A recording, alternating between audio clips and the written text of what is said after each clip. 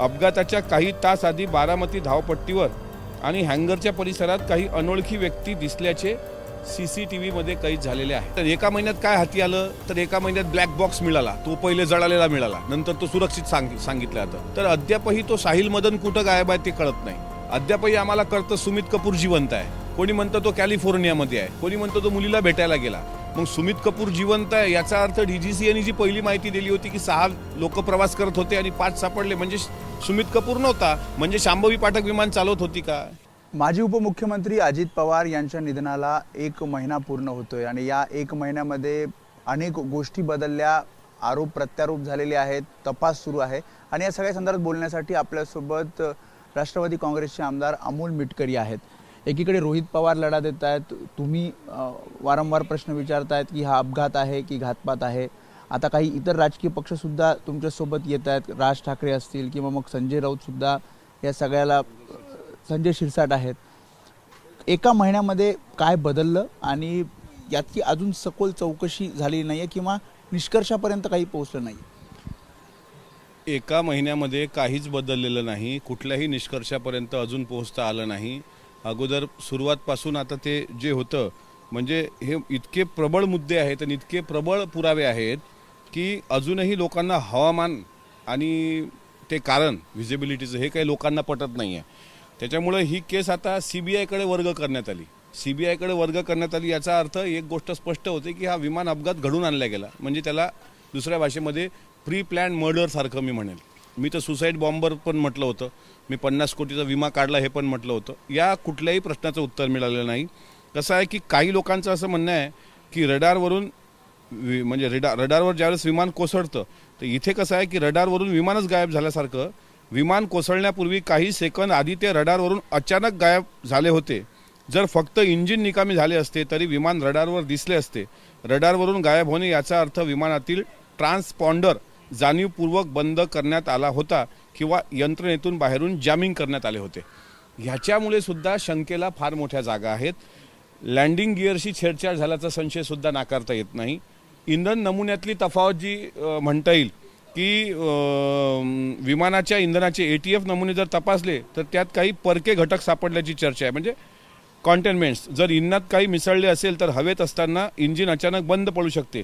हे इंधन कोणी भरले आणि त्यावेळी सुरक्षेचे नियम पाळले गेले होते का, हा सुद्धा एक महत्त्वाचा आणि मोठा वादाचा मुद्दा आहे. एअरपोर्टवरील विशिष्ट व्यक्तींची उपस्थिती, आता हे मी सविस्तर सांगायची मला परमिशन द्यावी. अपघाताच्या काही तास आधी बारामती धावपट्टीवर आणि हँगरच्या परिसरात काही अनोळखी व्यक्ती दिसल्याचे CCTVमध्ये कैद झालेले आहे. पुरावे तुमच्याकडे? हे ते वाचूनच दाखवते. जे विमानतळाचे कर्मचारी नव्हते, या व्यक्ती तिथे काय करत होते आणि त्यांना कोणाच्या सांगण्यावरून प्रवेश मिळाला याचा तपास आता राज्य CID करत आहे. म्हणजे CIDने हे पण इन्क्वायरी लावली. काही दिवसांपूर्वी राज्याचे माजी आरोग्यमंत्री राजेश टोपे साहेबांनी सांगितलं होतं की त्यांच्याकडचा एक व्यक्ती त्या परिसरामध्ये कामाला होता आणि त्यांनी त्यांना फोन करून ही माहिती दिली आणि त्याला तो तिथे होता. म्हणजे असे काही अनोळखी व्यक्ती तिथे होते का? म्हणजे काय झालं, आमचे स्पेसिफिक जे प्रश्न, एका महिन्यात काय हाती आलं तर एका महिन्यात ब्लॅक बॉक्स मिळाला, तो पहिले जळालेला मिळाला, नंतर तो सुरक्षित सांगितलं जातं. एका महिन्यात काय हाती आलं तर अद्यापही तो साहिल मदन कुठं गायब आहे ते कळत नाही. अद्यापही आम्हाला कळतं सुमित कपूर जिवंत आहे, कोणी म्हणतं तो कॅलिफोर्नियामध्ये आहे, कोणी म्हणतं तो मुलीला भेटायला गेला. मग सुमित कपूर जिवंत आहे याचा अर्थ DGCAने जी पहिली माहिती दिली होती की 6 लोक प्रवास करत होते आणि 5 सापडले, म्हणजे सुमित कपूर नव्हता, म्हणजे शांभवी पाठक विमान चालवत होती का? हे CID सगळे प्रश्न वारंवार उपस्थित करतायत. रोज अधिवेशनाच्या दरम्यान सुद्धा तुम्ही बोलतायत. मात्र यावर खरं तर एका महिन्यात तो अहवाल येणं अपेक्षित आहे. तो अहवाल आज येईल असं म्हणतायत. या अहवालात सगळी उत्तरं मिळतील असं वाटतं तुम्हाला? नाही, अजिबात त्यात काही उत्तरं मिळणार नाही. तो अहवाल आता कसं मला सांगा ना, DGCAने हे कबूल केलं की VSR व्हेंचर्स हे नादुरुस्त होते, त्यांना व्हिजिबिलिटीचा अंदाज नव्हता, ते अशा पद्धतीनं विमान दुर्घटना झाली. हे स्वतः DGCAने ताशेरे ओढलेत ना. मग DGCAवर साधा FIR नोंदायला इतका संघर्ष करावा लागला ना, शेवटपर्यंत पोलिसांनी FIR नोंदवून घेतला नाही. मग काय हाती येणार आहे मला सांगा बरं. अमोलजी, तुम्ही जेवढ्या तीव्रतेनं या सगळ्या लढा देत आहेत, दुसरीकडे दुसऱ्या तुमच्याच आधीचे सहकारी रोहित पवार हे लढा देत आहेत, तसं तुमच्या पक्षातले इतर नेते किंवा आमदार तुमच्यासोबत दिसत नाहीत. असं आहे की मी ते माझ्यासोबत असावेत नसावेत हा त्यांचा त्यांचा प्रश्न आहे. काही आमदार मला सांगतात की काही बोलू नका, काही आमदार म्हणजे पक्षाच्या बाहेरचे पण सांगतात, काही म्हणतात की जाऊ द्या त्यातले आतले पण सांगतात. सांगतात सगळेच की काय कशाला हे करताय, जाऊ द्या तुमच्याकडे काय माहिती आहे. अरे माझ्याकडे माहिती नाही पण माझ्या प्रश्नाची उत्तर द्या की रे. पण असं का, मी तेच विचारतोय. रोहित पवारांबद्दल ते विरोधात बोलतात, अर्थातच दोन पक्ष वेगळे आहेत, पण तुम्हाला सुद्धा पक्षातनं पाठिंबा का मिळत नाहीये जेवढा मिळायला हवा, जसे तुम्ही प्रश्न उपस्थित करता? असं आहे की मला सत्सद विवेक बुद्धीला जे पटतं ते चूक आहे की बरोबर आहे हे मला वाटतं की मी जे करतोय ते चुकीचं करत नाही आहे. कारण हा विषय भावनिक आहे. आता इतर आमदार काय येत नाहीत त्याला मी कसं उत्तर देणार, त्यांची पण जबाबदारी आहेच ना. पण ते एवढे सिरियस नाहीये त्या सगळ्यामध्ये. पण स्वतः सुनेत्रा वहिनींनी ज्यावेळेस मुख्यमंत्र्यांची भेट घेतली, त्यांच्या अध्यक्षतेखाली एक शिष्टमंडळ गेलं, त्यावेळेस त्यांनी पण या संदर्भातली CBIची चौकशी, CIDची चौकशी जे काय असेल उच्चस्तरीय चौकशीची मागणी केलेली आहे. काल स्वतः माननीय मुख्यमंत्री रोहित पवार ज्यावेळेस त्यांना भेटले त्यावेळेस त्यांनी पण सांगितलेलं आहे. प्रश्न असा आहे की माझ्या पक्षाच्या आमदारांनाही ते वाटतं, फक्त मी बोलतो ते बाकीचे बिचारे बोलत नाहीत. काल अनिल भाईदास पाटील बोलले, काही दिवसांपूर्वी आदरणीय भुजबळ साहेबांनी सांगितलं की विमान, तुम्ही बघा तुम्हीच दाखवलं की विमान पडलं तो घातपातच असू शकतो, हे स्वतः भुजबळ साहेब बोलले. काही नेते असे म्हणत की रोहित पवार चमकुगिरी करतात. असं आहे की चमकोगिरी कसं म्हणणार हो, शेवटी त्याही व्यक्तीच्या घरातला कोणतरी सदस्य गेलाय ना, असं नाही ना. मग मी काय करतोय, मी पण चमकोगिरीच करतोय. मला काय कुठला स्वार्थ किंवा लालसा. तुमच्याच पक्षातले नेते बोलतायत, धनंजय मुंडे त्या तुझी भाषणात बोलले, म्हणून मी हा प्रश्न विचारला. मला वाटतं की रोहित पवार समजा चमकोगिरी करत असतील तर बाकी सर्वांनीच आपण चमकोगिरी करतो आहोत असं म्हणून सर्वांनी हा लढा लढला पाहिजे. चुकीचं काय आहे, वाटतं असं तुम्हाला? म्हणजे सर्वांनी लढा लढला पाहिजे ना. मी कुठं म्हणतोय, अहो रोहित पवारांचे काका गेले का नाही, मला जितकं दुःख आहे त्यांनाही दुःख आहेच ना, की त्यांना दुःख नाही. मग ते जे लढा लढतात ते बाकीच्यांनी पण लढायला हरकत काय, उलट त्यांना समर्थन करायला पाहिजे. तर ते चमकोगिरी करताय, ते स्टंटबाजी करताय, माझ्या मनाला काय ते पटत नाही. महिन्याभरात खूप गोष्टी बदलल्यात. राष्ट्रीय अध्यक्ष सुनेत्रा पवार झालेले आहेत. या सगळ्यामध्ये उपमुख्यमंत्री पदाची शपथ त्यांनी घेतली, तुम्ही सगळे त्यांच्यासोबत आहात. यामध्ये आता रोहित पवार असं म्हणतायत की जे नेतृत्व करायचं होतं तुमच्या पक्षामध्ये ते 4 नेत्यांना करायचं होतं आणि ते कुठेच जमलं नाही, कारण काही आमदारांनी दबाव आणला, आम्ही दबाव आणला आणि त्यामुळे सुनेत्रा पवारांकडे राष्ट्रीय अध्यक्षपद आणि नेतृत्व गेलं. रोहित पवारांचं हे सांगणं राजकीय दृष्टिकोनातून आहे. मी त्यांच्यासोबत अजितदादांच्या विमान अपघातासाठी ते जे काही लढा देत आहेत त्या गोष्टीच्या समर्थनात मी आहे. पण ते पक्षाच्या बाजूनं किंवा राजकीय अँगलनी ज्यावेळेस ते बोलतात त्यावेळेस ती बाजू मी ग्राह्य धरू शकत नाही, मला ती मान्य पण नाही. शेवटी आमचा पक्ष हा एक स्वतंत्र पक्ष आहे. आमच्या पक्षाने निर्णय घेतलेला आहे सुनेत्रा वहिनींना राष्ट्रीय अध्यक्ष करण्याचा, त्या झालेल्या आहेत आणि पक्ष ठरवेल पुढे की कशा घडामोडी करायच्या त्या आदरणीय वहिनींच्या अध्यक्षतेखाली. त्याच्यामुळं 4 माणसं 5 माणसं याच्याबद्दल मला बोलायचं नाही. मला अजितदादांच्या या विमान दुर्घटनेमध्ये नेमकं अजितदादांसोबत काय झालं, घातपात झाला की प्री प्लॅन त्यांचं काही हे केलं गेलं, सुसाईड बॉम्बर पाठवला गेला, हे गूढ महाराष्ट्राच्या समोर आणण्यासाठी माझी धडपड आहे. कारण इतका मोठा नेता असा काल पटला राहून जाणं माझ्या मनाला 1 महिना झाले अजूनही पटलेलं नाही. त्यामुळे मी लढ्यावरचा फोकस इकडे तिकडे हटवणारच नाही. मला काल असं बोलले की सुनेत्रा पवारांचा हात पकडला जातो, त्यांना तिथे बसवलं जातं किंवा त्यांना सांगितलं जातं की जास्त बोलू नका, पत्रकार परिषदेमध्ये सुद्धा बोलू दिलं जात नाही. म्हणून हे मी प्रश्न विचारतोय की तसं नेतृत्व, फ्री हँड नेतृत्व अजून सुनेत्रा पवारांना करू दिलं जात नाहीये असं ते म्हणतात.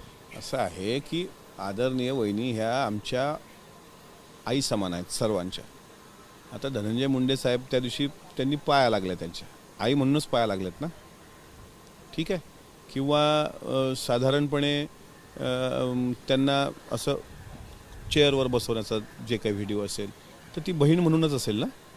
बहीण त्या कोणाच्या आई आहेत, कोणाच्या बहीण आहेत, आमच्या माय आहेत.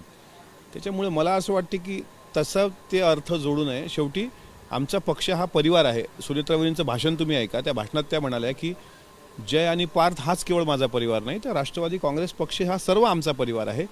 त्याच्यामुळे मला असं वाटते की हे म्हणणं योग्य नाही. असं म्हणणं की सगळं व्यवस्थित आहे, जसं अजित पवारांचं नेतृत्व होतं, आधी काही वेळ लागेल पण सुनेत्रा पवार तसं नेतृत्व करतील.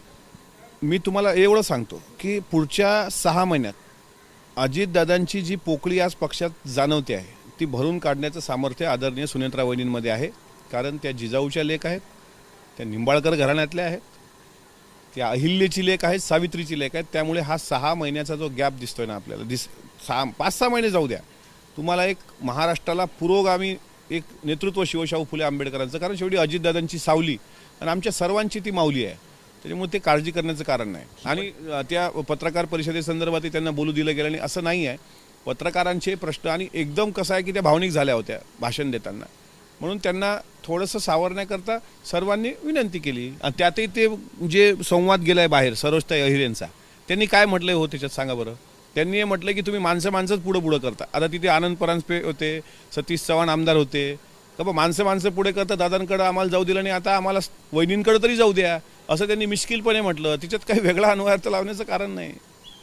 शेवटचा प्रश्न, हा लढा आता कुठपर्यंत जाणार आहे? कारण 1 महिना झालाय, तुम्ही सतत लढत आहात, तुम्ही रोहित पवारांच्या खांद्याला खांदा लावून त्यांची साथ या सगळ्या प्रश्नांमध्ये देत आहात. कसा पुढे जाणार? नुसते आमदार रोहित पवारच लढा लढत असतील म्हणून नाही, अजूनही कोणी आमदाराला वाटलं की हा लढा लढायचा, निदान मतदारसंघात तरी वातावरण निर्माण करायचं, तरी खांद्याला खांदा लावून तो कोणीही पक्षाचा असो मी जाणार. कारण मला अजितदादांनी आमदार केलंय, या सभागृहामध्ये हा बॅच लावण्याचा अधिकार अजितदादांनी दिलाय. अजितदादांमुळं आज मी या पांढऱ्या कपड्यात आणि याच्यामुळं आहे, तर ते मी त्यांचे उपकार विसरू शकत नाही. त्यामुळे हा लढा जोपर्यंत आम्ही जिवंत आहोत तोपर्यंत लढू. कारण हा लढा लढलो नाही तर आमची लेकरं बाळं उद्या विचारतील का अजितदादांसारख्या नेत्यांनी तुम्हाला शेणातून आणून इथपर्यंत बसवलं असेल, आणि तुम्ही जर त्या माणसाच्या मृत्यूबद्दल प्रश्न उपस्थित करत नसाल तर तुमच्यासारखा नामर्द कोणी नाही. ती आठवण येते. म्हणजे 5 दिवस झाले अधिवेशन कंटिन्यू 1 महिना झाला, डोळ्यातले शेवटी तर अश्रू सुकलेत की काय असं वाटायला लागलंय. त्याच्यामुळे आठवण रोज झोपताना येते, विधानभवन परिसरात आल्यानंतर येते, सभागृहात बसल्यावर कधी अचानक दादा येतील, पाहतील, मोजतील आपले सर्व आमदार आहेत का, आणि संध्याकाळी विचारतील मंगळवारी देवगिरीवर आज कोण कोण अब्सेंट होतं. तर ते तो धाक आणि दरारा होता तो मात्र खुणावतोय अद्यापही. दादा नसल्यानं जीवन हे स्मशानासारखं झालं एवढं मात्र नक्की. त्यामुळे होते आमदार अमोल मिटकरी. त्यांनी 1 महिन्यामध्ये ज्या प्रकारे ते लढा लढतायत, काही प्रश्न विचारतायत आणि त्या प्रश्नाची उत्तरं त्यांना हवी आहेत. शिवाय जसं त्यांनी सांगितले की 1 महिन्यात पक्षामध्ये सुद्धा खूप बदल झाले, राज्याच्या राजकारणात बदल झाले, या सगळ्यावर आपण जे विचारलेले प्रश्न आहेत त्याच्यावर त्यांनी उत्तर दिले. कॅमेरामॅन अनिल संगारेसह मी वेदांत नेब, एबीपी माझा, मुंबई. एबीपी माझा, उघडा डोळे बघा नीट.